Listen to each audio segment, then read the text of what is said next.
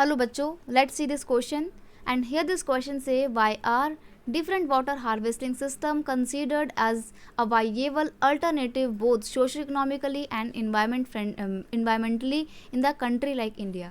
Question में आपसे एक स्टेटमेंट पूछी है, जैसे समझ लीजिए कि बोला है यहाँ पे इंडिया जैसे देश में जहाँ पर पहले मल्टीपर्पज़ वाटर प्रोजेक्ट लगाए गए थे या रिवर प्रोजेक्ट लगाए गए थे, अब उसकी जगह वाटर हार्वेस्टिंग एक वाइएबल अल्टरनेटिव है, ना सिर्फ सोशियो इकोनॉमिकली बल्कि इन्वायरमेंटली भी। तो ऐसा कैसे है?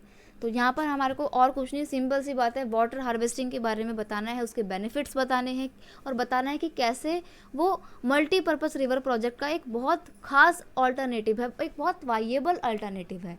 क्वेश्चन का यहाँ पर की कॉन्सेप्ट है वाटर हार्वेस्टिंग, यानी कि जल का संरक्षण कैसे करते हैं। देखो, water harvesting is very cheap and affordable method of conservation of water. पानी को बचाने का एक बहुत सस्ता और एक बहुत अफोर्डेबल ये मेथड होता है। नेक्स्ट है, Indian people have to depth knowledge of rainfall regime and soil type. India के लोगों को बहुत अच्छी नॉलेज है या होनी भी चाहिए अपने रेनफॉल की और अपनी मिट्टी की कि वो कैसी मिट्टी है।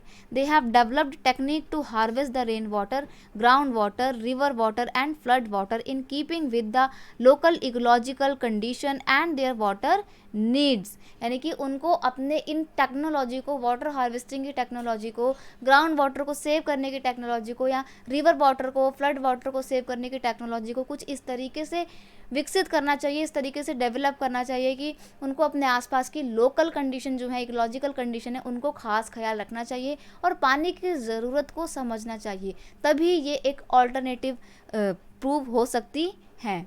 नेक्स्ट है, rain water harvesting technique are most environmental friendly as compare to the multipurpose river project. बहुत सिंपल सी बात है कि जो डैम बनाए जाते हैं नदियों के ऊपर, उससे बहुत सारे नुकसान होते हैं। सबसे पहली बात, एक तो खर्चा बहुत आता है एंड लॉन्ग टर्म में उसको मेंटेन करने का खर्चा अलग होता है। दूसरी बात है कि जब ये प्रोजेक्ट बनाए जाते हैं तो इन प्रोजेक्ट के बनने के दौरान बहुत सारा लैंड, जहाँ पर पहले कभी जंगल हुआ करते थे या जहाँ पर लोग रहा करते थे, वो पूरा एरिया पानी में डूब जाता है। तीसरी बात, जो लोगों का घर छीन जाता है इन प्रोजेक्ट के दौरान, उनके माइग्रेशन की प्रॉब्लम क्रिएट होती है। तीसरी दिक्कत ये है कि जो वहाँ पे एनिमल रहते थे, उनकी बहुत सारी स्पीशीज़ तो एक्सटिंक्ट हो जाती है, विलुप्त हो जाती है। और पांचवी बात ये है कि इससे एनिमल्स का जो रिप्रोडक्शन का पूरा सिस्टम होता है उसके ऊपर बहुत नेगेटिव इम्पैक्ट पड़ता है। तो इस तरीके से इसके सिर्फ नुकसान ही नुकसान है मल्टीपर्पज़ प्रोजेक्ट के। वहीं अगर हम रेन वाटर हार्वेस्टिंग को देखें तो ये ना सिर्फ इन्वायरमेंटल फ्रेंडली है बल्कि ये बहुत सस्ता भी होता है। तो पूरी तरीके से हम कह सकते हैं कि मल्टीपर्पज़ प्रोजेक्ट की जगह हमारे को रेन वाटर हार्वेस्टिंग को सिस्टम को अडॉप्ट करना चाहिए, क्योंकि ये एक बहुत ही वाइएबल ऑल्टरनेटिव है जो हमारे सोसाइटी के लिए भी अच्छा है, हमारे इन्वायरमेंट के लिए भी अच्छा है, प्लस ज़्यादा महंगा भी नहीं है। I hope you understand it well. Best of luck.